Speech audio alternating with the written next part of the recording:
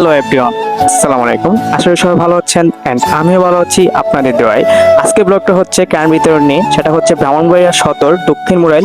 আর আমাদের দক্ষিণ মুরাইল একটা শান্তি সংঘ আছে, আর সেই শান্তি সংঘ থেকে উদ্যোগে আমরা ছোট বড় সবাই একসাথে মিলে এই উদ্যোগটা নেই যে ত্রাণ বিতরণ করব। সেই জন্য আমরা সবাই একসাথে মিলেমিশে প্রথমত আমরা ত্রাণ বিতরণের জন্য রওনা দিই। তারপর আমরা সকালে নাস্তা করার জন্য তন্তরে বাজারে থামি। তারপরে থামার পরে আমরা একসাথে নাস্তা করি, নাস্তা করার পরে আবার গাড়িতে রওনা দিই গ্রামের ভিতরে যাওয়ার জন্য। তো আমাদের চিন্তা ভাবনা ছিল আমরা কসবা ভাড়েকে যাব। তারপর আমরা রাস্তায় যাওয়ার পরে দেখি অনেক মানুষ বলতেছে যে ভাড়েকে অনেক মানুষের নাকি প্রাণ দেওয়ার জন্য গেছে, কিন্তু আপনার বরিচং গ্রামে, যেটা বরিচং গ্রামে সেটা কখনো কেউ যায় নাই, সেখানে নাকি কম মানুষই যেতেছে। তো ওইখানে যাওয়ার জন্য আমরা প্রস্তুতি নেই, কারণ ওইখানে খুব কম মানুষই প্রাণ পাচ্ছে, কারণ ওইখানে কেউ যায় না। তো আমাদের অবশেষে আমরা ওইখানে পৌঁছে যাই। তো যাওয়ার পরে আমাদের একটা চিন্তা ভাবনা ছিল আমরা কখনো কারোর কাছে দেবো না, আমরা নিজের হাতে জায়গায় জায়গায় গিয়ে প্রাণ বিতরণ করব। কারণ আমরা যদি রাস্তায় দিয়ে দিই তো ওই প্রাণগুলোতে সঠিক যে মানুষ সেই মানুষগুলো নাও পেতে পারে। তো এই জন্য আমরা কি করি, প্রত্যেকটা বাসায় বাসায় দেওয়ার চেষ্টা করি, এমন প্রত্যেকটা মানুষের নিজের হাতে তুলে দেওয়ার চেষ্টা করি। আর সেই জিনিসটা নিজের হাতে দেওয়ার চেষ্টাটা কিন্তু প্রত্যেকটা মানুষ পেয়ে যেমন খুশি হচ্ছে, তেমন আমরাও নিজের হাতে দিয়ে আমরাও খুশি হচ্ছি, কারণ প্রত্যেকটা মানুষ চাই তার জিনিসটা সে নিজের হাতে পাক।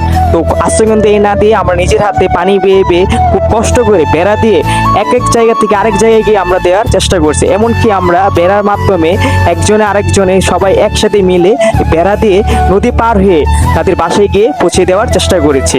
আর প্রত্যেকটা কথা হচ্ছে, আপনার কোনো সময় যদি ত্রাণ বিতরণ করেন আপনি নিজের হাতে দেওয়ার চেষ্টা করবেন, কারণ নিজের হাতে দিয়ে আপনি যেমন খুশি হচ্ছেন, যে পেয়েছে সেও অনেক খুশি। আর ত্রাণ বিতরণ করতে গিয়ে আপনি অনেক কিছু মোকাবেলা করতে হবে, যেমন সাপ, অনেক কিছু আছে পানিতে, আপনি অনেক কিছু আছে। তো এইগুলোতে দিকে আপনি খেয়াল রাখতে হবে, কারণ আমরা এই ত্রাণ বিতরণ করতে গিয়ে সাপের সাথে মোকাবেলা করতে হচ্ছে। আর সাথে সাথে আমরা ওইখানের যেমন ত্রাণ বিতরণ করছি তার সাথে আমরা মানুষের মাল সামানা এক বাসা থেকে আরেক বাসা নেওয়াতেও সাহায্য করেছি। আর আমরা প্রত্যেকটা মানুষ কোথায় কোথায় যাবো, প্রত্যেকটা মানুষ একসাথে মিলেমিশে কাজ করি, তাদেরকে অনুভূতি জায়গায় যে কেমন লাগতেছিল, ভালো লাগতেছিল, সবাই সবার খুশিতে বলতেছিল।